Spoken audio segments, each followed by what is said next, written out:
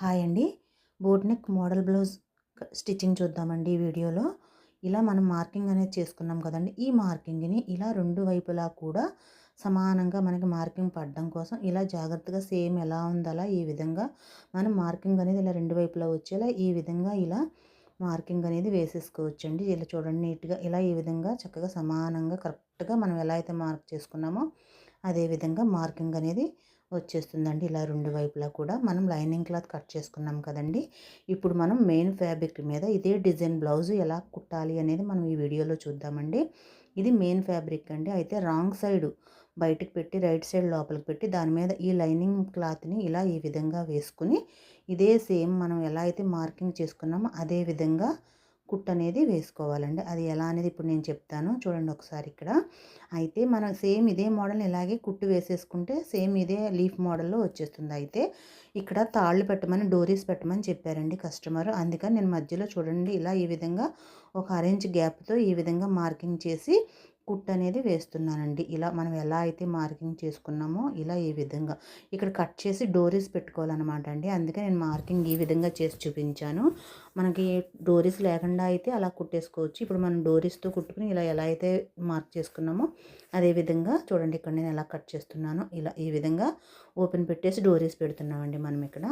ఇప్పుడు మనం కుట్టు అంతా వేసుకున్న తర్వాత ఇలా జాగ్రత్తగా మనకి ఎలా అయితే మోడల్ మార్కింగ్ చేసుకున్నామో అదే విధంగా ఇలా కటింగ్ అనేది చేసుకోవాలండి. నెక్ చూసారు కదా ఇలా ఈ విధంగా జాగ్రత్తగా నీట్గా ఇలా కటింగ్ అనేది చేసేసుకోవాలన్నమాట. చూసారు కదండి ఎంత చక్కగా వచ్చిందో. ఇలా ఈ విధంగా మనం మోడల్ అనేది మార్క్ చేసుకుని ఇదే విధంగా కుట్టు అనేది వేసుకుని ఇలా టక్స్ తీసుకోవాలండి. టక్స్ మాత్రం చాలా జాగ్రత్తగా తీసుకోవాలండి. నేను ఎప్పుడూ చెప్తూ ఉంటాను కదా.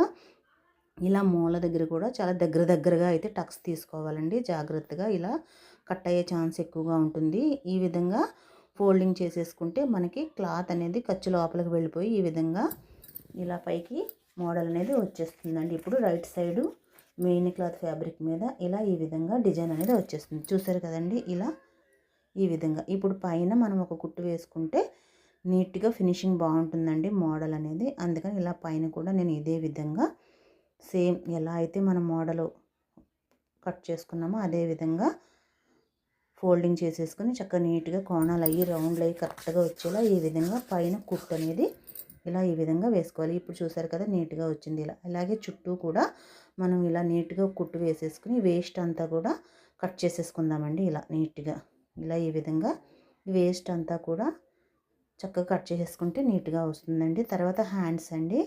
హ్యాండ్స్ కొంచెం ఇక్కడ జాయింట్ పడుతుందండి. ఇక్కడ జాయింట్ అనేది ఇలా ఈ విధంగా ఇలా జాయింట్ చేసేసుకోవాలండి. చిన్న క్లాత్ తక్కువైందండి.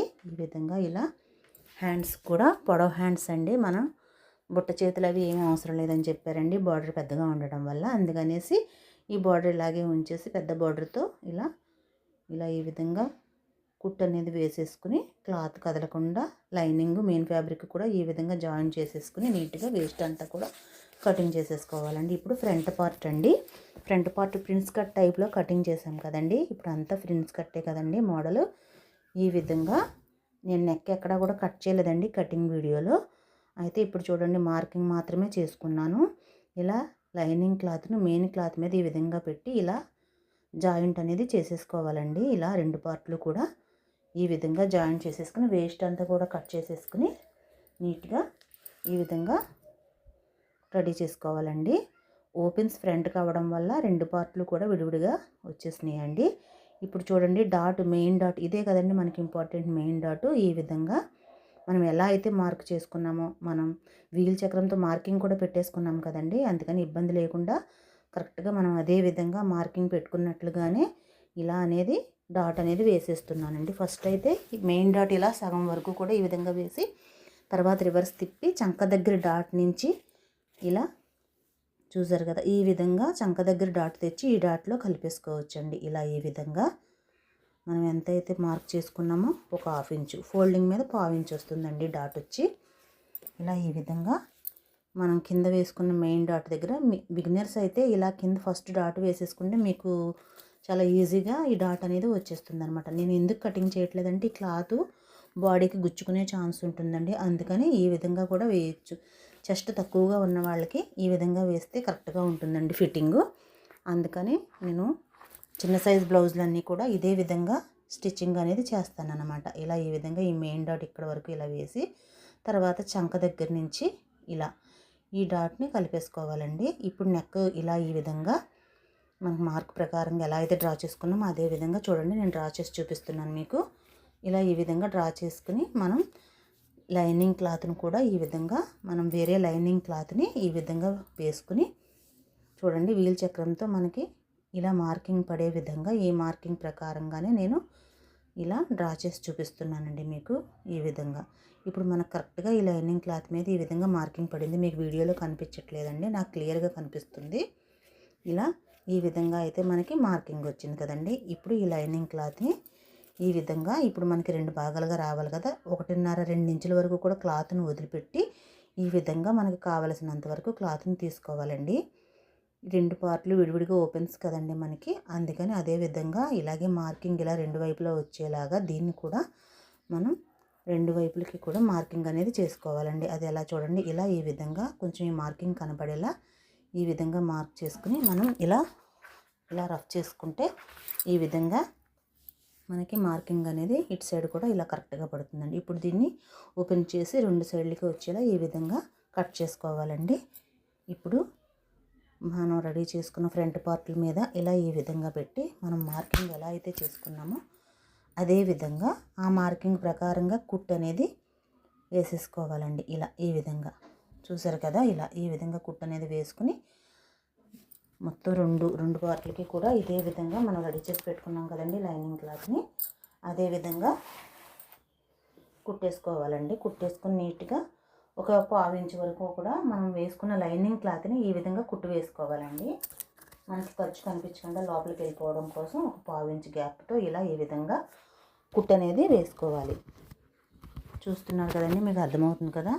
ఇలా 2 పార్ట్లు కూడా ఇలా కుట్టు వేసుకున్న తర్వాత మనం నెక్ ఎలా అయితే మనం డ్రా చేసుకున్నామో అదే విధంగా ఒక 1/4 ఇంచు ఖర్చు వదిలిపెట్టేసి ఇలా కట్ చేసుకుని టక్స్ అనేవి ఈ విధంగా దగ్గరగా తీసుకుంటే రౌండ్లు అనేవి బాగా తిరుగుతాయండి. అందుకని కొంచెం దగ్గరగానే కట్ చేసుకోండి జాగ్రత్తగా.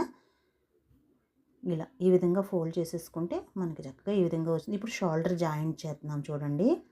మనకి లైనింగ్ క్లాత్ ఇలా వేసుకున్న బోర్డర్ లైనింగ్ విడిగా పెట్టుకొని ఇలా ఈ విధంగా బ్యాక్ పార్ట్ని ఈ విధంగా పెట్టి పైన ఇలా ఈ విధంగా కుట్టు అనేది వేసుకుంటే మనకి ఖర్చు కనిపించకుండా ఆ లైనింగ్ క్లాత్ లోపలికి ఈ విధంగా వెళ్ళిపోతుందండి. షోల్డర్ కుట్టు కనిపించదు.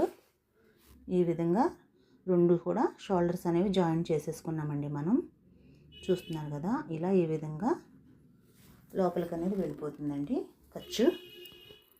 ఇలా లోపలికి వెళ్ళిపోయిన తర్వాత ఇప్పుడు ఈ పైనుంచి ఇలా ఈ విధంగా మనం ఇప్పుడు ఒక కుట్టు అనేది వేసుకుంటే ఫినిషింగ్ నీట్గా ఫ్రంట్ పార్ట్ కూడా నీట్గా వస్తుందండి. డిజైన్ మోడలు ఇదే విధంగా జాగ్రత్తగా మనం ఎలా అయితే డ్రా చేసామో సేమ్ అలా కరెక్ట్గా వచ్చేస్తుంది. చూసారు కదండి, ఇలా ఈ విధంగా మోడల్ అనేది మనకి ఫ్రంట్ బ్యాక్ కూడా మోడలు ఈ విధంగా మార్క్ చేసుకున్నాం. సేమ్ అదే విధంగా వచ్చింది. ఇలాగే